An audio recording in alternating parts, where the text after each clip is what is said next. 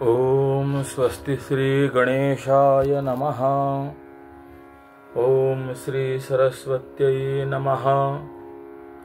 ओम नमः श्री परमहंसास्वादित चरणकमलचिन्मकरन्दाय भक्तजनमानसनिवासाय श्रीरामचन्द्राय योऽन्तः प्रविश्य मम वाचमिमां प्रसुप्तां सञ्जीवयत्यखिलशक्तिधरस्वधाम्ना अन्यांश्च हस्तचरणश्रवणत्वगादीन् प्राणान्नमो भगवते पुरुषाय तुभ्यं।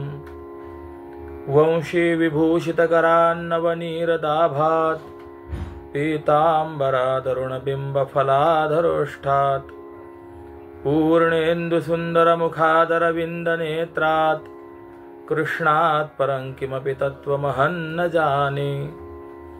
नमामि सद्गुरुं शान्तं सच्चिदानन्दविग्रहं पूर्णब्रह्मपरानन्द मीशमालन्दिवल्लभम्। ॐ पूर्णमदः पूर्णमिदं पूर्णात् पूर्णमुदच्यते पूर्णस्य पूर्णमादाय पूर्णमेवावशिष्यते। ओम शांतिः शांतिः शांतिः। पुंडलीकवरदा हरिविठ्ठल श्री ज्ञानदेव तुकाराम पंढरीनाथ भगवान की जय। माऊली ज्ञानेश्वर महाराज की जय। जगद्गुरु श्री तुकाराम महाराज की जय।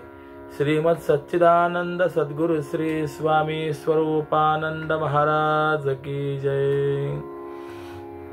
आत्मरूपा तुझ करी नमस्कार, तुझा जय जयकार असे देवा। ओंकार स्वरूपा तूच सर्वा मूळ व्यापून सकळ राहिलासी।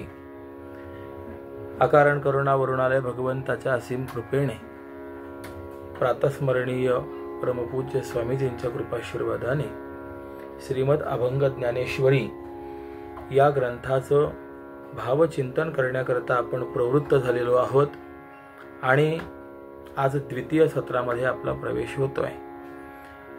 प्रथम सत्रामध्ये आपण ज्ञानेश्वरीच्या संदर्भाने काही प्रस्तावना ऐकून आलेलो आहोत। आज आता आपण ज्ञानेश्वरी का ऐकावी का वाचावी या संदर्भामध्ये काहीसा थोडासा विचार मी आपणासमोर मांडणार आहे। ज्ञानेश्वरीचं वर्णन करत असताना संत श्रेष्ठ श्री जनाबाईंनी असं वर्णन केलेलं आहे। भाव अक्षराची गाठी ब्रह्मज्ञानाने गोमटी, तेहे माय ज्ञानेश्वरी संत जना माहेश्वरी। ज्ञानेश्वर मंगल मुनी सेवा करी दासी जनी। या अभंगाचा अर्थ असा आहे की ग्रंथराज ज्ञानेश्वरी म्हणजे भाव आणि अक्षर यांची असलेली गाठ या ज्ञानेश्वरीमध्ये आहे। गंमत अशी आहे, ज्ञानेश्वरी स्वतः गाठ आहे, परंतु ही भाव अक्षराची गाठी जर आपण अंतरंगातून वाचली, तिचं चिंतन केलं, मनन केलं तर परिणाम असा आहे, संदेहाच्या सुटल्या गाठी झालो पोटी शीतळ। अर्थात आपल्या अंतःकरणातील संदेह निवृत्त करणारी आहे। वस्तुतः गाठ ही बांधणारी असते किंवा जी बांधलेली असते ती गाठ असते, परंतु ही भाव अक्षराची गाठी मात्र अशी आहे की ही आपल्या अंतःकरणातील सर्व संदेह नष्ट करणारी आहे। परिणाम इतका चांगला आहे, पण थोडा विचार करून बोलायचं झालं तर संत वाङ्मयाविषयी बोलणं हे सोपं नाही आहे। न विचार करता बोलणारे बरेच वाचस्पती आहेत। आपण ज्ञानोबारायांच्या विषयी आणि ज्ञानेश्वरी विषयी काही सेवा व्हावी याकरता म्हणून बोलण्याचा प्रयत्न करत आहोत। ज्ञानेश्वरीचं वैशिष्ट्य काय, तर ज्ञानेश्वरी ही भगवद्गीतेवरील लोकविलक्षण टीका आहे। लोक शब्दाचा अर्थ त्रैलोक्य करा, त्रैलोक्यामध्ये ज्ञानेश्वरी सारखी भगवद्गीतेवरील टीका आपल्याला पाहायला मिळणार नाही. न भूतो न भविष्यती असं आपण जे म्हणतो ते या ज्ञानेश्वरीच्या संदर्भामध्ये आपल्याला पाहायला मिळेल. मग प्रश्न असा निर्माण होतो की ज्ञानेश्वरीचं असं लोकवैलक्षण्य काय आहे? ज्ञानेश्वरी नेमकी कोणती भूमिका गीतेच्या प्रतिपादित अर्थाला सोडून अशी विशेष भूमिका मांडते? हा विचार आपल्याला जो आहे हा थोडासा करावा लागेल. कारण असं आहे, श्रद्धेपोटी ज्या वेळेला मनुष्य बोलतो त्यावेळेला त्याचे शब्द न बघता त्याचं प्रेम बघावं, हा नियम आहे. उदाहरणार्थ, आज कोणत्याही वारकऱ्याला जर आपण प्रश्न विचारला की गीतेवरील सर्वोत्कृष्ट टीका कोणती, तर प्रत्येक जण किंबहुना मराठी मनुष्य उत्तर देईल की ज्ञानेश्वरी ही गीतेवरील सर्वोत्कृष्ट टीका आहे. हेच उत्तर आपल्याला मिळेल, यात नवल नाही. पण डोळे झाकून ज्ञानेश्वरी ही सर्वोत्कृष्ट टीका आहे हे उत्तर देत असताना सगळेच ज्ञानेश्वरीचे अभ्यासक आहेत का, हा प्रश्न आहे. तर उत्तर देता येईल की असं नाही. मग तिथे फक्त त्यांचं मराठीवरील, ज्ञानोबारायांवरील आणि ज्ञानेश्वरीवरील प्रेम पाहावं. पण या सर्व प्रक्रियेमध्ये एक महत्वाची अडचण अशी की गीतेवरच्या अन्य टीका आणि त्यातले त्यात अद्वैत मतधारेमधल्या टीका यांची तुलना करून ज्ञानेश्वरीचं वैलक्षण्य कळालं, ओळखलं पाहिजे. आणि यामध्ये अडचणी अनेक आहेत. ती मुख्य अडचण अशी आहे की बाकीच्या टीकांची आणि ज्ञानेश्वरीची तुलना आपल्याला करता येईल का? दुसरी अडचण आहे की ही तुलना करण्याचा अधिकार आपल्याला आहे का? तिसरी अडचण आहे, भगवद्गीतेवरील असलेलं जगद्गुरु शंकराचार्यांचं गीता भाष्य, मधुसूदनी टीका, शंकरानंदी टीका इत्यादी सर्व टीका भाष्य एका बाजूला आणि ज्ञानेश्वरी दुसऱ्या बाजूला, यांच्यामध्ये वैलक्षण्य नेमकं काय आहे हे आपल्याला खरंच कळतं का? म्हणजे एकंदरीत जर आपण पाहिलं तर अनेक अडचणी आहेत. पूर्वसुरी आणि ज्ञानोबाराय यांच्या मनोगतातील वैलक्षण्य आपल्याला खरंच कळतं का? आपण तेवढ्या पात्रतेचे आहोत का? मोठी अडचण आहे. ते मनोगत कळावं त्यावेळेला आपण तुलनेने त्याविषयी काही बोलू शकतो. मनोगत कळण्याकरता जो वक्ता आहे त्या वक्त्याच्या अंतःकरणाशी आपलं अंतःकरण एकरूप व्हावं लागतं.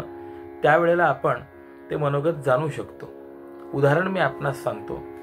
संत श्रेष्ठ श्री जनाबाईंचे अभंग स्वतः परमात्मा पंढरीनाथांनी लिहिले आणि परमात्मा त्या अभंगांचा अर्थ जाणतात. का जाणतात? तर संत श्रेष्ठ श्री जनाबाई आणि परमात्मा हे एकरूप आहेत म्हणून तो अर्थ जाणतात. अर्थात जोपर्यंत आपण परमात्म्याशी, ज्ञानोबारायांशी अथवा स्वामींशी अंतःकरणाने एकरूप होत नाहीत तोपर्यंत त्यांच्या अंतःकरणातला भाव, हृदगत, मनोगत हे आपल्याला कळणार नाही. कारण असं आहे, संत वाङ्मय निर्माण होताना ज्या भूमिकेतून, ज्या अनुभवातून निर्माण झालंय, संतांच्या मुखातून तो भाव, ते अक्षर ज्या अवस्थेतून प्रगट झालेले आहेत, तो भाव, त्या अक्षरांचा अर्थ कळणं वाटतं तेवढं सोपं नाही आहे. भाव अक्षराची गाठी म्हणत असताना संत श्रेष्ठ श्री जनाबाईंच्या मनात काय भाव आहे किंवा कोणता भाव होता हे जसे जनाबाईच सांगू शकतात, त्याप्रमाणे आपण अभंग ज्ञानेश्वरीचा विचार करण्याचा प्रयत्न करत आहोत. तर अभंग ज्ञानेश्वरीतील ती भूमिका व्यक्त करताना परमपूज्य स्वामीजींच्या मनामध्ये काय भाव आहेत हे वस्तुतः स्वामी सांगू शकतात. परंतु आपल्याकडनं सेवा घडावी याकरता म्हणून आपण हा प्रयत्न करत आहोत. या ज्ञानेश्वरीच्या संदर्भामध्ये जनाबाई म्हणतात, वाचावी ज्ञानेश्वरी, डोळा पहावी पंढरी.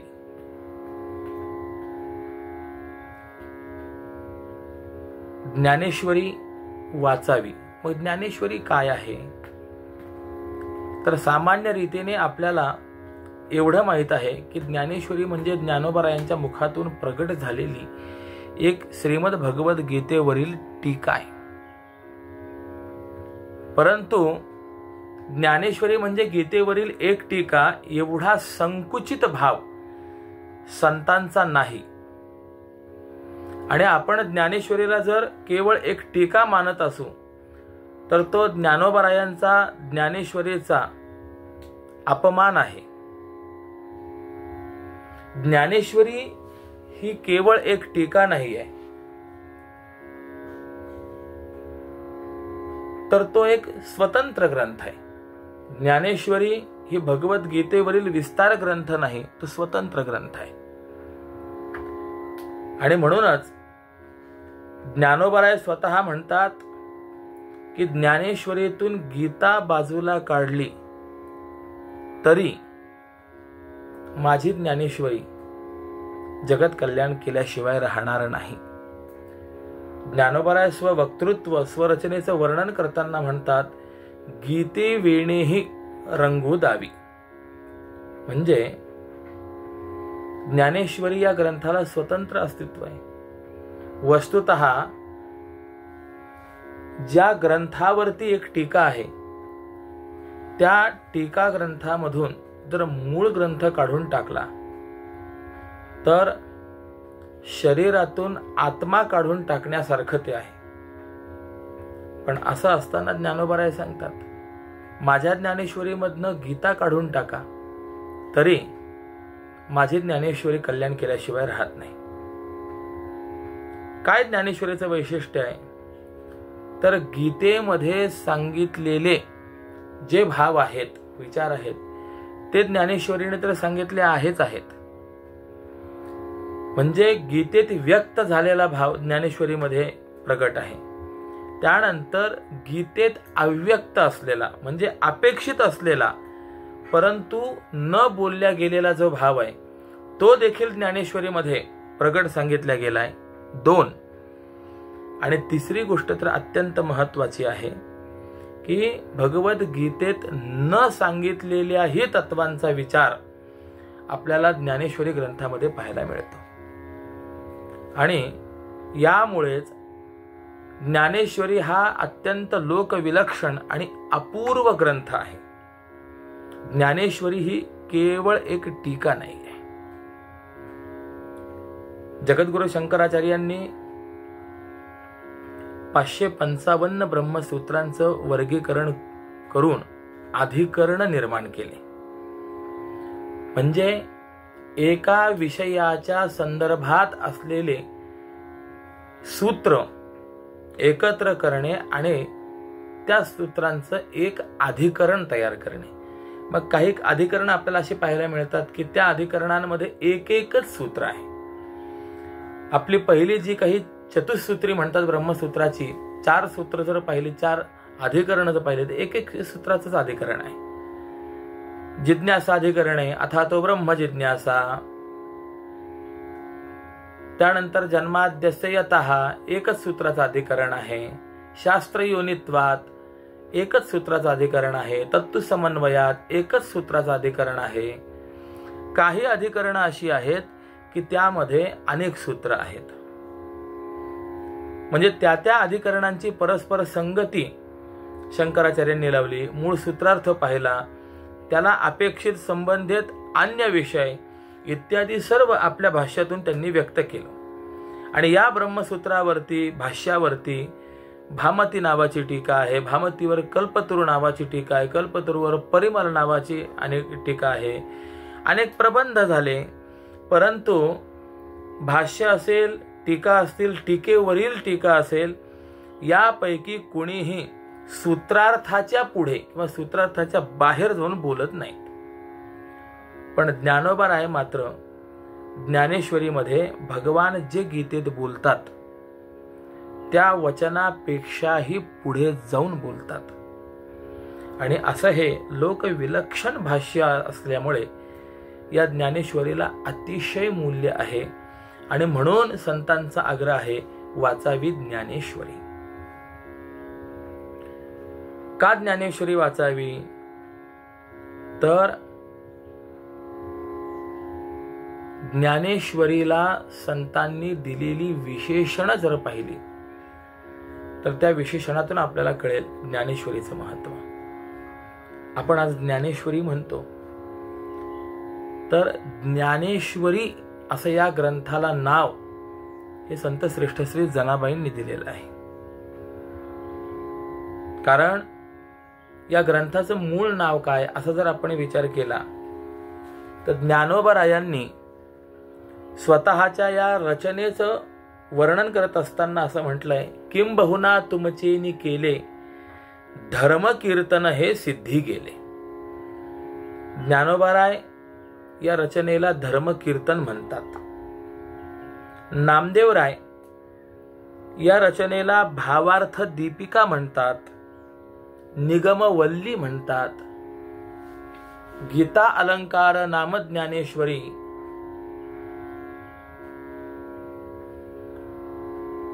निगमवल्ली म्हणजे काय, भावार्थ दीपिका म्हणजे काय, धर्मकीर्तन म्हणजे काय आणि ज्ञानेश्वरी म्हणजे काय, हे थोडासा आपल्याला विचार करायचा आहे. निगमवल्ली या शब्दाचा नेमका अर्थ काय करायचा?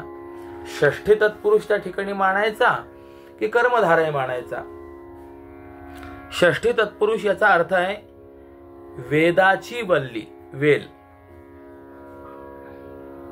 प्रश्न असा निर्माण होतो, ज्ञानेश्वरी ही वेदाची वेल आहे की वेदच वेलीच्या रूपाने प्रगट झालाय? वेल तरी का म्हणायचं? कारण की भावार्थ दीपिका, ज्ञानेश्वरी हे शब्द जर आपण पाहिले तर स्त्रीलिंगी शब्द आहेत, म्हणून वल्ली हा शब्द या ठिकाणी आहे. तर या ठिकाणी षष्ठी तत्पुरुष नाही, कर्मधारय समास आहे. वेदच या ज्ञानेश्वरीच्या रूपाने पुन्हा अवतीर्ण झाला, निगमवल्ली आहे. ज्ञानेश्वरी सामान्य नाही आहे, ब्रह्मानंद लहरी आहे. ब्रह्मरूप समुद्रावरची असलेली आनंदाची, ब्रह्मस्वरूपाशी अभिन्न असलेली लाट म्हणजे ज्ञानेश्वरी आहे. किंबहुना ज्ञानेश्वरी म्हणजे ज्ञानाची ईश्वरी. लक्षात ठेवा, ईश्वर म्हणत असताना ईश्वर म्हणजे देव केवळ एवढाच अर्थ नाहीये. तर ज्याच्या ठिकाणी ईशनशीलता आहे, नियामकता आहे, नियंत्रण शक्ती आहे, तो ईश्वर. थोडा विचार करा, जगात जिथे जिथे आपल्याला नियमन पाहायला मिळते त्या त्या ठिकाणी ही भगवंताची ईशान शक्ती आपल्याला पाहायला मिळते.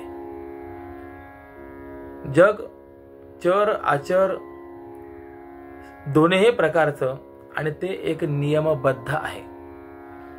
आणि या सर्व जगताचं नियमन करणारा जो आहे तो ईश्वर आहे. प्रत्येकाची वर्तमान क्रिया, पूर्वकर्म, त्यानुसारे फळ इत्यादी सर्व योजना करणारा जो आहे त्याचं नाव ईश्वर आहे. याने पूर्वकर्म काय केलेलं आहे, त्या कर्माचं आता याला फळ काय दिलं पाहिजे, आत्ताची सध्याची जी क्रिया चाललेली आहे या क्रियेचं फळ भविष्यात काय द्यावं, या सगळ्यांचं नियमन करणारा जो आहे तो ईश्वर आहे. हे भगवंताचं ईश्वरत्व चराचरांवर कसं आहे त्याविषयी ज्ञानोबारायांनी बोललंय. आकाशे सर्वत्र वसावे, आकाशाने सर्वत्र राहावं. समुद्री रेखा नोलंघावी, समुद्राने आपली मर्यादा ओलांडू नये. पर्वती बैसकान संडावी, पर्वतांनी आपली बैठक सोडू नये. पृथ्वी या भूते वहावी आज्ञा माझी, या पृथ्वीने सर्व भूतांचं भरण पोषण पालन करावं, ही माझी आज्ञा आहे. अर्थात ही ईशाना शक्ती आहे. किंबहुना चाले हे शरीर कोणाची ये सत्ते, कोण बोलवी ते हरिवीण. देखवी ऐकवी एक नारायण, तयाचे भजन चुकू नको. आपलं शरीर आहे, पण आपलं शरीर सुद्धा कुणाच्या सत्तेने चालतंय. आपण बोलतो कुणाच्या सत्तेने बोलतो, आपण ऐकतो कुणामुळे ऐकतो, आपण पाहतो कुणामुळे पाहतो. आपल्या शरीराच्या सर्व चलन वलन प्रक्रिया या ज्याच्या अधिष्ठानामुळे होतात, ज्याच्या सत्तेने होतात, तो परमात्मा आहे. जर स्वतःच्या शरीरावरती स्वतःचं नियंत्रण असतं तर अर्धांग वायू झाल्यानंतरही मनुष्य बोलू शकला असता, पाहू शकला असता, चालू शकला असता. परंतु तसं होत नाही. त्याचं कारण असं आहे की आपल्या देहावरती सुद्धा आपलं नियंत्रण नाहीये, त्या परमेश्वराचं नियंत्रण आहे. भगवान तर बोलतात, म्या चालविल्या सूर्यो चाले, म्या हालविल्या प्राणू हाले, म्या बोलविल्या वेदू बोले. देवाने चालवलं तर सूर्य चालतो, देवाने बोलवलं तर वेद बोलतो, देवाने हलवल्याने वायू हलतो, जो सर्व जगाचा प्राण आहे. किंबहुना झाडाचं पान हलण्यापाठीमागे सुद्धा ईश्वराची सत्ता आहे. वृक्षाचेही पान हाले ज्याची सत्ता. असं सर्व जगाचं नियंत्रण करणारा जो आहे त्याचं नाव ईश्वर आहे. मला ईश्वर शब्दाचा अर्थ सांगायचा आहे.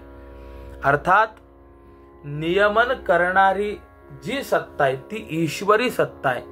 मग त्याप्रमाणे ज्ञानाचं नियमन करणारी जी सत्ता आहे तिचं नाव ज्ञानेश्वरी आहे. आज थोडा विचार करा, प्रत्येक माणूस ज्ञानाकरता प्रयत्न करतो की नाही? परंतु प्रत्येकालाच प्रयत्नाने ज्ञान होतच असं नाही. तर नुसत्या प्रयत्नांनी ज्ञान होत नाही. ज्ञानासाठी प्रयत्नाच्या जोडीला भगवंताची, सद्गुरूंची कृपा असावी लागते. त्यावेळेला ज्ञान होत असतं. म्हणून मातृपितृकृपा, शास्त्रकृपा, गुरुकृपा, आत्मकृपा, संत कृपा असं कृपा पंचक शास्त्रकारांनी सांगितलेलं आहे. जोपर्यंत अंतःकरणाची कृपा, ग्रंथाची कृपा, गुरुकृपा, परमात्म कृपा होत नाही तोपर्यंत ब्रह्मज्ञान होत नाही. मग या ज्ञानेश्वरीचं वैशिष्ट्य काय आहे? ही ज्ञानाचं नियमन करणारी आहे. तर कुणाला ज्ञान द्यायचं हे ज्ञानेश्वरीने ठरवावं, म्हणून ती ज्ञानेश्वरी आहे. जनाबाई म्हणतात, ज्ञान होय अज्ञानासी. कुणाला ज्ञान? ज्ञानेश्वरीच्या मनात येईल त्याला ज्ञान होईल. ज्ञानेश्वरीच्या मनात आलं तर ज्ञान होय मूढा. जो अत्यंत मूढ आहे, पण ग्रंथराज ज्ञानेश्वरीची जर कृपा झाली, ज्ञानेश्वरीच्या जर मनात आलं हा ज्ञान संपन्न व्हावा, तर मुको वाचस्पतीर भवेत या रीतीने ती ज्ञानेश्वरीच आपल्याला ज्ञान देईल. आणि जर ज्ञानेश्वरीच्या मनात नसेल तर स्वतःला शहाणे म्हणवणाऱ्याला ही ज्ञानेश्वरी एक ओवी, एक अभंग देखील कळू देणार नाही. काय ज्ञानेश्वरीचं वैशिष्ट्य आहे? आज आपण जगामध्ये अनेक खांबांची मंदिरं पाहतो, परंतु खांबाकरता मंदिर असं कुठे आहे? आपण नेवास्याला या, ज्ञानोबाराय ज्या खांबाला टेकून बसले आणि ज्ञानेश्वरी सांगितली, ज्ञानेश्वरीने ठरवलं की या दगडाने मदत केली म्हणून तिच्या कृपेने त्या खांबाला मंदिर आहे. अर्थात ज्ञानेश्वरी दगडालाही ज्ञान देईल आणि एखादा विद्वान म्हणेल की मला कळाले, तर ती त्याला एक अभंगही कळू देणार नाही. हे सगळं मी कशा करता बोलतोय? आपण अभंग ज्ञानेश्वरीचा अभ्यास करणार आहोत.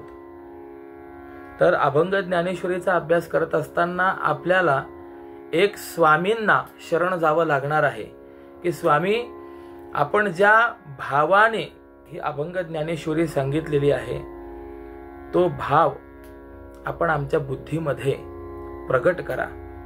आणि दुसरं, आपल्याला अभंग ज्ञानेश्वरीला शरण जावं लागेल, या ग्रंथाला शरण जावं लागेल की आपली कृपा आमच्यावर व्हावी आणि आपला शब्दार्थ हा आम्हाला बुद्धीमध्ये प्रगट व्हावा.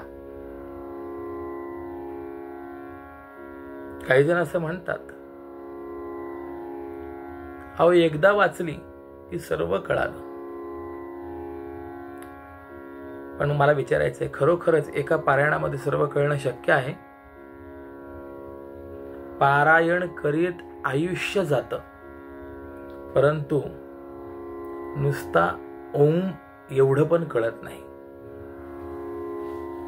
एक ओवी कळणं कठीण आहे, एक अभंग कळणं कठीण आहे.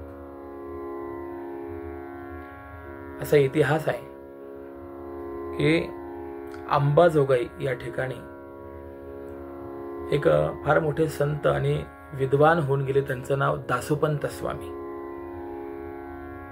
त्यांनी देखील भगवद्गीतेवरती टीका लिहिली. जवळपास 1,00,000 ओव्यांची टीका आहे. माऊलींनी भावार्थ दीपिका लिहिली,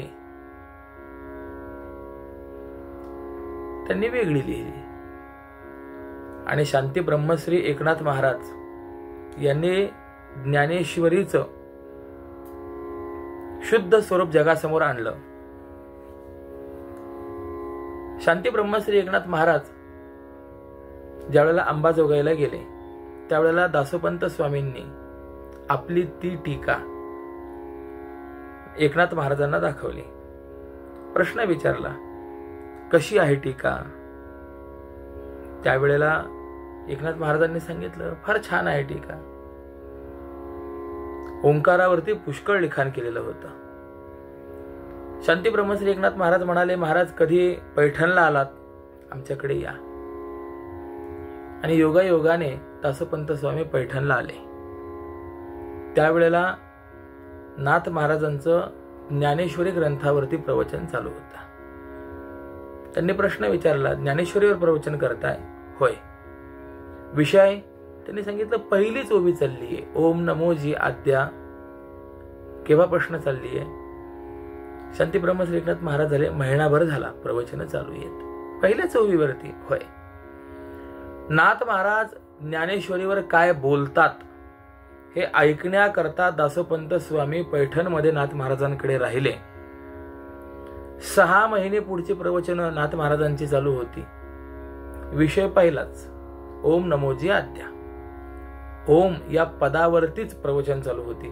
6 महिने ओम या एका पदावरती प्रवचन ऐकली. आणि दासोपंत स्वामींनी प्रश्न विचारला की अहो, तुमचं हे ओम या पदावरचं जे निरूपण आहे हे संपणार केव्हा? शांती ब्रह्मनाथ एकनाथ महाराजांनी सांगितलं, आयुष्य संपेल परंतु ओम या पदाचंच विवरण समाप्त होणार नाही. आता विचार करा की पूर्ण आयुष्य आणि शांती ब्रह्मश्री एकनाथ महाराजांसारखा विद्वान महात्मा संत महात्मा वर्णन करणारा आहे आणि तो असं म्हणतोय की पूर्ण आयुष्यामध्ये फक्त ओंकाराचंच चिंतन होऊ शकणार नाही, तर बाकीच्या ज्ञानेश्वरीचं चिंतन काय आपल्याला होईल? पण आपण ज्ञानेश्वरीला शरण जावं आणि त्या ज्ञानेश्वरीने आपल्यावर कृपा केली तर आपल्याला काही अर्थ कळणं शक्य आहे. ज्ञानेश्वरीचं वैशिष्ट्य असं आहे की भगवद्गीतेवरील ही अत्यंत तशा दृष्टीने पाहता असोपी टीका आहे. काय आहे, काही वेळेला असं होतं, ग्रंथ सोपा असतो परंतु टीका अवघड असते. उदाहरणार्थ वाई या ठिकाणी प्राज्ञ पाठशाळा आहे आणि तिथे यती सम्राट श्री केवलानंद सरस्वती होऊन गेले. त्यांनी अद्वैत सिद्धी नावाच्या ग्रंथावरती मराठीमधून काही लिखाण केलंय, पण ते मराठीमधील लिखाण मूळ ग्रंथापेक्षा अवघड झाले. एक शिष्य गुरूंकडे गेला आणि त्या शिष्याला प्रश्न निर्माण झाला की मघवा म्हणजे काय. त्याने सांगितलं, मला अध्ययन करताना मघवा शब्द आलाय, याचा अर्थ काय होतो. गुरुदेवांनी त्याला सांगितलं, अरे मघवा शब्दाचा अर्थ बिडवजा, मघवा मूलम बिडवजा टीका. म्हणजे मघवा शब्दाचा अर्थ मूळ इंद्र होतो. हे सोपं सांगण्याच्या ऐवजी बिडवजा हे अधिक अवघड सांगितलं. त्याप्रमाणे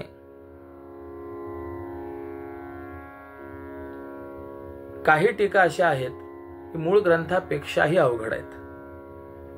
परंतु ज्ञानेश्वरीकडे जर आपण पाहाल तर इतर सर्व टीकांपेक्षा ही ज्ञानेश्वरी अत्यंत सोपी आहे. परंतु स्वतंत्र ग्रंथ ज्ञानेश्वरी म्हणून जर आपण अभ्यास करणार असू तर ज्ञानेश्वरी सारखा अवघड ग्रंथ दुसरा कोणताही नाही, अशी लोकविलक्षण ज्ञानेश्वरी आहे. मला ग्रंथांची तुलना करायची नाही, परंतु वैलक्षण्य मात्र जरूर सांगायचं आहे. आणि म्हणून इतर ग्रंथ, गीतेवरील इतर टीका आणि ज्ञानेश्वरी याच्यातलं हे वैलक्षण्य आपल्याला ठळक ठळक समोर येतं. किंबहुना ज्ञानेश्वरी आणि जगद्गुरु शंकराचार्यांचं भाष्य यांची तुलना करत असताना मी जगद्गुरु शंकराचार्यांनाही बाजूला सारतो.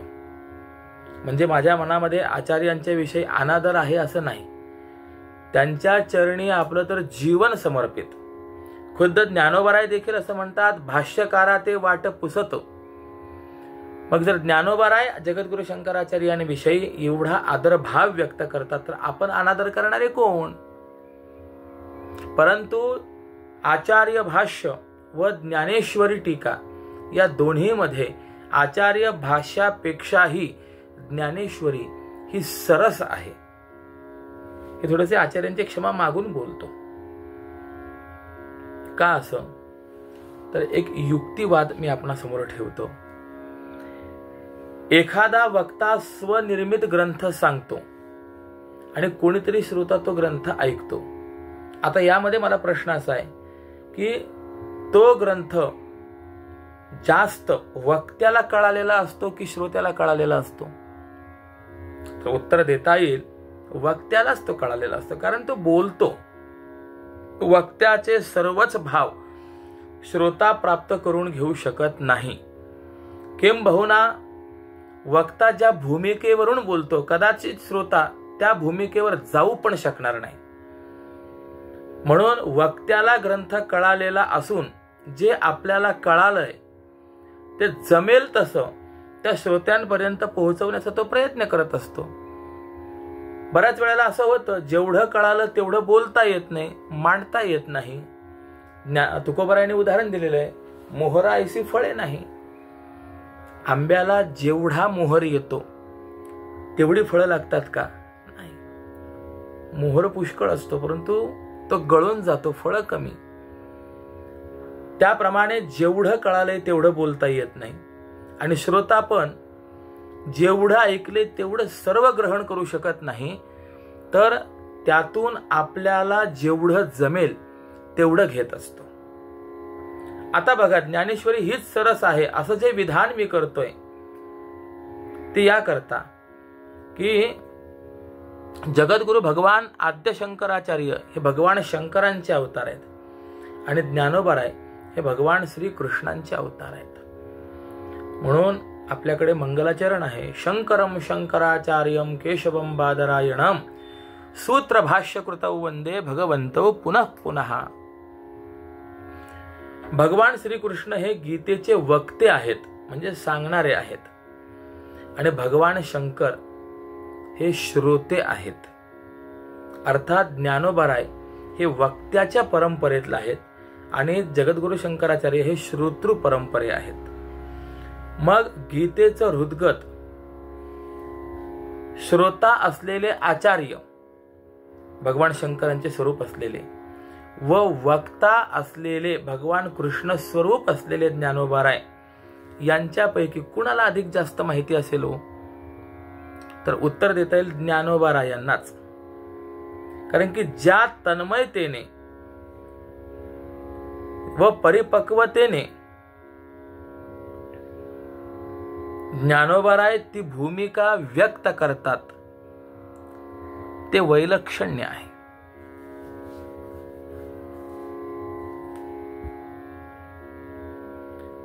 परमपूज्य यती सम्राट ब्रह्मलीन स्वामी वरदानंद भारती अर्थात पूर्वाश्रमीचे श्री अनंत शास्त्री आठले ते असं म्हणाले की जगद्गुरु शंकराचार्यांनी जर ज्ञानेश्वरी वाचली असती तर ते म्हणाले असते की मला हेच सांगायचं होतं, पण मी वेगळं बोलून बसलो. म्हणून आता इथनं पुढे आचार्य भाष्य वाचू नका, आता ज्ञानेश्वरीच वाचा. किती लोकविलक्षण वाक्य आहे. मी तर यापुढे जाऊन बोलेन संस्कृत भाषा ही अत्यंत महत्वाची भाषा आहे. आपण परवा तिचं महत्व जाणून ऐकून आलेलो आहोत. परंतु संस्कृत व हिंदी भाषिकांचं हे दुर्दैव आहे की त्यांना मराठी येत नाही. भारतीय तत्वज्ञानाची परंपरा फार मोठी आहे. असं सांगतात कवी कुलगुरू कालिदासांचं काव्य नाटक वाचून जर्मनचा थोर तत्वज्ञ गटे हा कालिदासांचं वाङ्मय डोक्यावर घेऊन नाचला.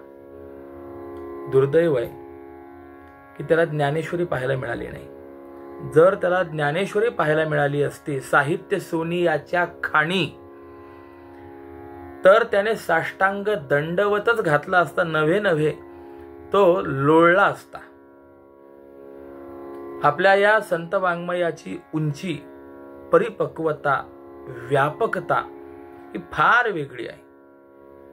आणि म्हणून अनेक विचारवंतांनी ज्ञानेश्वरीला मराठी सारस्वताचा दागिना मानलाय आणि त्याही दागिन्यामध्ये मराठी सारस्वताचं मंगळसूत्र म्हणजे ग्रंथराज ज्ञानेश्वरी आहे. एखादी स्त्री असेल, नखशिखांत अलंकारांनी मंडित असेल, परंतु गळ्यामध्ये मंगळसूत्रच नसेल तर इतर दागिन्यांना काही किंमत आहे काय? आणि कदाचित अन्य दागिने नसतील परंतु मंगळसूत्र असेल तर ती माता माऊली शोभून दिसणारी आहे. त्याप्रमाणे मराठी सारस्वताच्या गळ्यातील मंगळसूत्र म्हणजे ही ग्रंथराज ज्ञानेश्वरी आहे. आचार्यांचा काळ 7वं शतक. तत्कालीन परिस्थिती, समाज, गरज, भाषा प्रभुत्व इत्यादी सर्व बघून आचार्य भाष्य त्यावेळेला अनुकूल होतं. आणि ज्ञानोबारायांचा काळ जर आपण पाहिला तर 12व 13व शतक. तत्कालीन परिस्थिती, समाज, आवश्यकता हा सर्व विचार करून ज्ञानोबारायांनी अभिव्यक्त केलेली ज्ञानेश्वरी संतांनी आग्रह केला वाचावी ज्ञानेश्वरी. हे विशेष आहे. आणि म्हणून ज्ञानेश्वरीचं वैशिष्ट्य असं आहे, अंतःकरणपूर्वक तिची साधना करा, उपासना करा, ती ज्ञानेश्वरी आपल्याला ज्ञान देईल. आळंदीमध्ये एक घडलेला इतिहास आहे. एक निरक्षर व्यक्ती आळंदीला आली आणि त्या व्यक्तीने जनाबाईंचा अभंग ऐकला. वाचावी ज्ञानेश्वरी, डोळा पहावी पंढरी, ज्ञान होय अतिमूढा, किंवा ज्ञान होय अज्ञानासी, ऐसा वर या टीकेसी. ती व्यक्ती विचार करायला लागली, आपल्याला ज्ञान नसल्यामुळे आपल्याला जगामध्ये कुठेही मान सन्मान नाही. मग ज्ञान प्राप्त व्हावं याकरता काय करावं? ज्ञानेश्वरीची सेवा करावी, उपासना करावी. आणि म्हणून त्या व्यक्तीने ज्ञानेश्वरी घेतली, ग्रंथ घेतला, आजान वृक्षाखाली बसली आणि आता ज्ञानेश्वरीचं पारायण चालू केलं. अहो म्हटलं, तुम्ही सांगितलं की निरक्षर होय, फक्त ओळीवर्ण बोट फिरवत असे आणि ज्ञानोबा माऊली असं म्हणत असे. श्रद्धा फार महत्वाची असते. श्रद्धा होती की ज्ञान होय अज्ञानासी, ऐसा वर या टीकेसी. ज्ञानेश्वरीची सेवा केली असता जो अज्ञानी आहे त्यालाही ज्ञान प्राप्त होतं, हा वर आहे. निश्चितपणे ज्ञानेश्वरी मला ज्ञान देईन. आजूबाजूला काही पारायण करणारी असतात, नेहमीचा पारायण करणारा एक, त्याचं लक्ष गेलं. ओळीवरनं फक्त बोट फिरतय, माझ्या 4 ओव्या वाचून होईपर्यंत पूर्ण पान वाचलं जात आहे, इतका स्पीड पारायणाचा. म्हणून त्या नेहमीचा पारायण करणाऱ्या व्यक्तीने प्रश्न विचारला, बाबा काय करत आहात? त्याने सांगितलं, पारायण करतोय. इतक्या स्पीडने त्या व्यक्तीने सांगितलं, मला वाचताच येत नाही, वाचता येत नाही आणि पारायण करतोय. कसा विरोधाभास आहे. त्या व्यक्तीने सांगितलं, माझी श्रद्धा आहे, माऊली मला ज्ञान देतील आणि म्हणून मी प्रयत्न करतोय. हा काही बोलला नाही, पण 6 महिने फक्त ओळींवर बोट फिरवत ज्ञानोबा माऊली म्हणणाऱ्या त्या निरक्षर व्यक्तीला ज्ञानेश्वरीने कृपा करून ज्ञान दिलं. 6 महिन्यांनी त्या अक्षरशत्रू व्यक्तीने आळंदीमध्ये पूर्ण ज्ञानेश्वरीचं व्यवस्थित पारायण करून दाखवलं. हा ज्ञानेश्वरीचा महिमा आहे. म्हणून आपल्याला देखील आपल्या जीवनाचं ज्ञान व्हावं असं वाटत असेल तर आपण ज्ञानेश्वरीला शरण गेलं पाहिजे. मी हे सर्व मूळ ज्ञानेश्वरी विषयी या करता बोलतोय की मूळ ज्ञानेश्वरीचं जे महत्व आहे त्यापेक्षा अधिक काकणभर सरस महत्व अभंग ज्ञानेश्वरीचं आहे. कदाचित माझ्या या विधानाने काही जणांच्या भावना दुखावल्या जाऊ शकतात, परंतु मी सर्वांच्या भावनांचा आदर करून आणि हे याकरता विधान करतोय की ज्ञानेश्वरीचं हे वैशिष्ट्य आहे. पण ती ज्ञानेश्वरी सर्वांना कळेनाशी झाली तर तीच ज्ञानेश्वरी अधिक सोपी करून आपल्याला स्वामींनी सांगितली आणि त्यामुळे त्यावरती अधिक एक आविष्कार या अभंग ज्ञानेश्वरीच्या स्वरूपाने निर्माण झालेला असल्याने मूळ ज्ञानेश्वरीच्याही पुढे एक पाऊल अभंग ज्ञानेश्वरीचं आहे. व्याकरणशास्त्रामध्ये पूर्व मतापेक्षा पुढचे जे काही मत आहेत त्यांना अधिक महत्व आहे. यथोत्तरम प्रामाण्यम मुनीनाम असं वाक्य आहे. त्याप्रमाणे उत्तरोत्तर जसा विचार होत जातो तसं त्याचं महत्व जे आहे ते आणखी वाढत जातं. काय ज्ञानेश्वरीचं वैशिष्ट्य आहे? थोडेसे 1-2 भाग जे आहेत मी या ग्रंथाच्या महत्वाकरता प्रतिपादन करणार आहे. आपल्याला ज्ञानेश्वरीत ऐकायचंय काय, ते ऐकून आपल्याला मिळणार काय हे आपल्याला कळालं पाहिजे. आणि ज्ञानेश्वरीचा अभ्यास किती महत्वाचा आहे हे लक्षात आलं तर आपण दत्तचित्त होऊन त्या अभ्यासाकडे प्रवृत्त होणार आहोत. भागवत कथा असेल, रामायण कथा असेल तर त्याकडे माणसं अधिक आकृष्ट होतात, कारण की गोष्टी ऐकायला मिळतात. तसं ग्रंथराज ज्ञानेश्वरीचं चिंतन करत असताना आपल्याला गोष्टी जास्त ऐकायला मिळणार नाहीयेत. हा ग्रंथ तसं सोडवण्याकरता कठीण आहे. ज्ञानेश्वरीमध्ये 56 भाषा आहेत. संत श्रेष्ठ श्री नामदेवरायांनी असं वर्णन केलेलं आहे, 56 भाषांचा केलासे गौरव, भवार्णवी नाव उभारिली. 56 भाषा. आता प्रश्न असा आहे की आपल्याला किती भाषा येतात.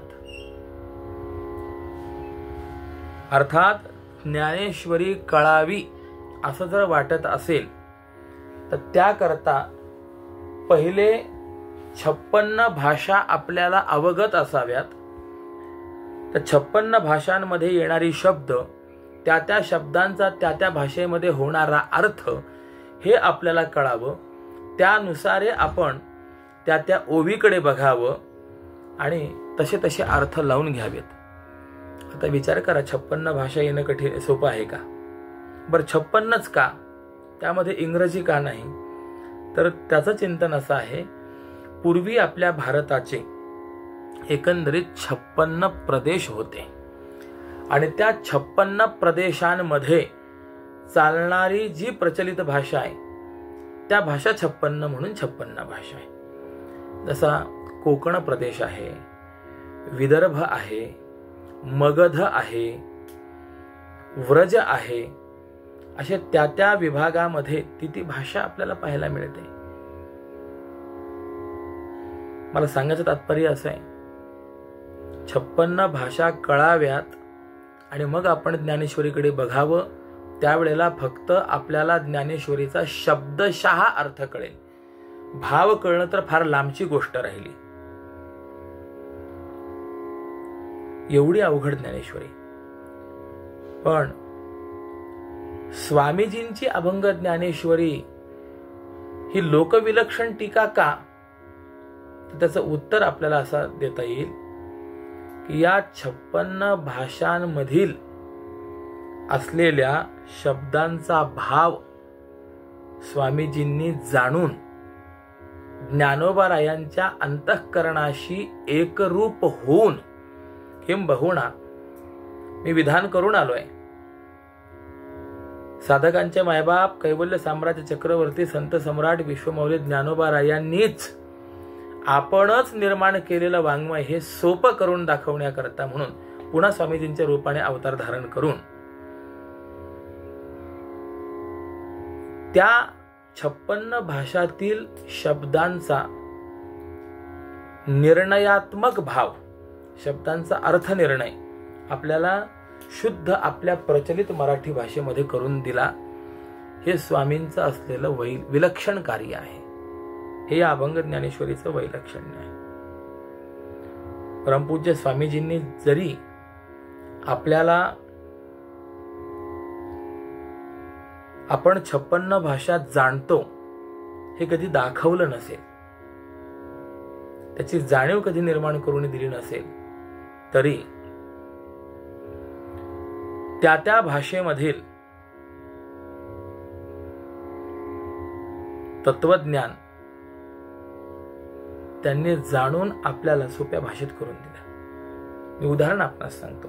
माऊलींची एक ओवी अशी आहे, का बीजची जाहले तरू की भांगारूची अलंकारू, तैसा मज एकाचा विस्तारू तेहे जग. या ओवीचा अर्थ असा आहे, बीजच वृक्षाच्या रूपाने परिणत झालं, भांगारूची अलंकारू. इथे भांगारू शब्द आहे. आपल्या परिचयाचा शब्द भंगार आहे, पण माऊली मात्र भांगार असा शब्द वापरतात. मग भांगार म्हणजे काय? तर हा कानडी शब्द आहे आणि त्याचा अर्थ सोनं असा होतो. अलंकाराच्या रूपाने नटलेलं काय आहे? सोनंच आहे. आपण आकार पाहतो, पण त्या आकाराच्या स्वरूपाने ते सोनं नटलेलं असतं. भांगारूची अलंकारू. आता भांगार शब्द कानडी आहे, त्याचा अर्थ सोनं होतो. हे आपल्याला कशावरनं कळालं? ज्ञानेश्वरीचा केलेला अनुवाद त्यावरनं. पण स्वामीजींना भांगार शब्दाचा अर्थ सुवर्ण होतो हे माहिती आहे, ज्ञात आहे. म्हणून अभंग ज्ञानेश्वरी जर आपण पाहिली तर तिथे स्वामीजींनी आपल्याला कळावं यासाठी शुद्ध स्वच्छ सुवर्ण असा शब्द वापरलेला आहे. म्हणजे याचा सरळ सरळ अर्थ काय? कानडी स्वामीजींना अवगत आहे. जेवढ्या 56 भाषा ज्ञानेश्वरीमध्ये प्रयुक्त केल्या गेलेल्या आहेत त्या सर्व भाषांचं यथावत ज्ञान स्वामीजींना असून स्वामींनी ते मराठी भाषेत आपल्याला करून दिलं. हे स्वामीजींचं न भूतो न भविष्यती असं असलेलं कार्य आहे. म्हणून वाचावी ज्ञानेश्वरी आणि कळत नाही तर वाचावी अभंग ज्ञानेश्वरी. असो, या ज्ञानेश्वरीचं स्वतः ज्ञानोबाईंनी दिलेलं नाव आहे धर्मकीर्तन. प्रश्न अनेक आहेत. कुणाचा धर्म? श्रोता, वक्ता, साधक, सिद्ध, अर्जुनाचा कुणाचा धर्म? कुणाचा धर्म ही ज्ञानेश्वरी सांगते? त्याचं उत्तर आपल्याला देता येईल, सर्वांचाच धर्म आपल्याला ज्ञानेश्वरी सांगते. ज्ञानेश्वरीमध्ये वर्ण धर्म, आश्रम धर्म, वर्णाश्रम धर्म, सामान्य धर्म, निमित्त धर्म या सर्वांचंच निरूपण आहे. धर्मस्य कीर्तनम इति धर्म कीर्तनम, धर्माचं कीर्तन आहे. धर्म शब्दाचा एक सामान्य अर्थ कर्तव्य असा आहे. उदाहरण मी आपणास सांगतो. मी जर एक मुलगा असेल तर आई वडिलांच्या संबंधाने मी जे वागावं, जे माझं कर्तव्य आहे, याचं नाव पुत्रधर्म आहे. मी जर एक पती असेल तर पत्नीच्या संबंधाने जे असलेलं माझं कर्तव्य आहे, मी जे वागावं, त्याला पतिधर्म म्हणा. मी जर एक पिता असेल तर मुलांच्या संबंधाने माझं जे कर्तव्य आहे, मी जे वागावं, त्याला पितृधर्म म्हणा. मी जर एक भाऊ असेल तर भावंडांच्या संबंधाने जे मी वागावं त्याला भ्रातृधर्म म्हणा. मग असे एकाच्या जीवनामध्ये अनेक प्रकारचे धर्म आहेत, कर्तव्य आहेत आणि अशा सर्व कर्तव्यांचं वर्णन, धर्मांचं वर्णन ज्या एका ग्रंथामध्ये आहे त्या ग्रंथाचं नाव धर्मकीर्तन अर्थात ते ज्ञानेश्वरी आहे. मग धर्म म्हणजे काय, कीर्तन म्हणजे काय, याची अनेक चिंतन आपल्याला पाहायला मिळतील, परंतु त्याचा विस्तार मी आता करणार नाही. का वाचावी ज्ञानेश्वरी? आपण ज्ञानेश्वरीचा अभ्यास का करावा? तर उत्तर देता येईल, ज्ञान होय अज्ञानासी. आपण अज्ञानी आहोत, आपल्याला ज्ञान प्राप्त व्हावं म्हणून ज्ञानेश्वरी वाचा. ठीक आहे.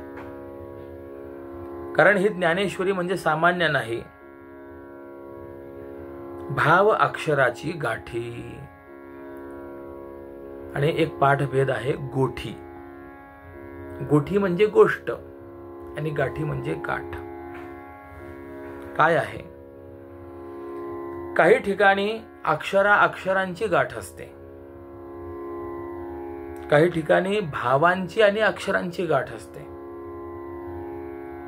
पण ज्ञानेश्वरीचं वैशिष्ट्य असं आहे की ज्ञानेश्वरीमध्ये फक्त अक्षराची गाठ नाही, भाव अक्षराची गाठ नाही, भावाची गाठ आहे.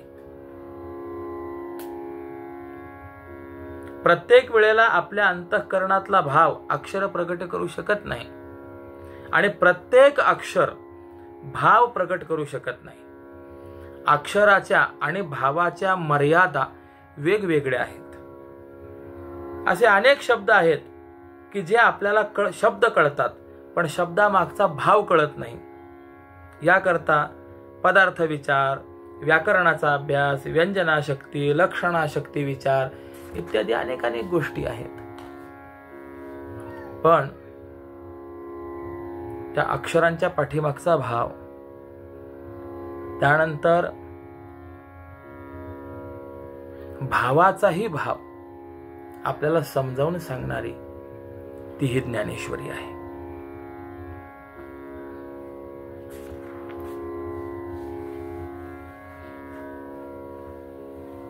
अशा या ज्ञानेश्वरीचं आपण थोडंसं चिंतन करणार आहोत. आणि का ज्ञानेश्वरी वाचावी, तर त्याचं उत्तर आपल्याला असं एक देता येईल. संतांनी आपल्याला ज्ञानेश्वरी वाचायला सांगितली, अभ्यास करायला सांगितली, म्हणून आपण ज्ञानेश्वरीचा अभ्यास करावा. कारण असं आहे, कार्याकार्य विवेकी शास्त्रीची करावी पारखी. आपण काय करावं, काय करू नये याचा विचार शास्त्रच आपल्याला सांगू शकतं. शास्त्र सांगेल ते सांडावे, ते राज्यही तृण मानावे. पण आपल्याला स्वबुद्धीने जर शास्त्र कळत नसेल, तर ज्यांना शास्त्र कळतं अशा संतांवरती डोळे झाकून विश्वास ठेवावा आणि ते म्हणतील तसं वागावं. कर्माच्या बाबतीत जसं शास्त्र प्रमाण आहे, त्याप्रमाणे आपल्या हिताहिताच्या बाबतीत संत प्रमाण आहेत. संत हे सर्वज्ञ आहेत. त्यांना माहीत नाही असा जगात कोणताच विषय नाही,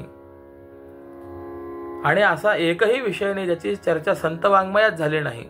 म्हणून आपल्या हिताहिताची पूर्ण जाणीव त्यांना असल्यामुळे आपल्याला जर कळत नसेल की आपण आपल्या हिताकरता काय करावं, तर सोपं उत्तर आहे, संत जे सांगतात ते आपण करावं. आणि त्या संतांनी आपल्याला सांगितलं वाचावी ज्ञानेश्वरी, म्हणून आपण ज्ञानेश्वरी वाचावी. भगवद्गीतेमध्येच भगवद्गीतेचं फळ सांगितलेलं आहे, अध्येष्यते च य इमम. जो या ग्रंथाचं अध्ययन करेल तो कल्याणाला प्राप्त होईल. हे फळ आपल्याला भगवद्गीतेने देखील सांगितलेलं आहे. म्हणून गीतेवरील असलेली ही टीका, गीतेवरील असलेला हा भावविस्तार आपण चिंतन करावा. यामध्ये पुन्हा थोडेसे काही विचार मला मांडायचे आहेत की ज्ञानेश्वरी ग्रंथ हा कुणाकरता आहे, ज्ञानेश्वरी ग्रंथाचा अधिकारी कोण आहे. तो अधिकारी आपण जाणून घेतला, अनुबंध चतुष्टय आपण पाहिला की त्यानंतर आपल्याला मूळ अभंग ज्ञानेश्वरीला आरंभ करायचा आहे मंगलाचरणापासून. तो थोडासा प्रस्तावनेचा भाग आणि मंगलाचरणाचा विचार हा पुढील सत्रामध्ये होईल. आणि तदनंतर मूळ अभंग ज्ञानेश्वरीला प्रारंभ होणार आहे. आत्मरूपा तुझ करी नमस्कार, तुझा जय जयकार असो देवा, या अभंगापासून आपण चिंतन करणार आहोत. आजचं हे द्वितीय वाङ्मय पुष्प स्वामीजींच्या चरणारविंदी समर्पित करतो आणि माझ्या वाक्प्रपंचाला या ठिकाणी मी पूर्ण विराम देतो. ओम पूर्णमदः पूर्णमिदं पूर्णात् पूर्णमुदच्यते पूर्णस्य पूर्णमादाय पूर्णमेवावशिष्यते. ओम शांती शांती शांती. पुंडलीक वरदा हरि विठ्ठल श्री ज्ञानदेव तुकाराम पंढरीनाथ भगवान की जय. माऊली ज्ञानेश्वर महाराज की जय. श्रीमद सच्चिदानंद सद्गुरु श्री स्वामी स्वरूपानंद महाराज की जय. श्रीराम.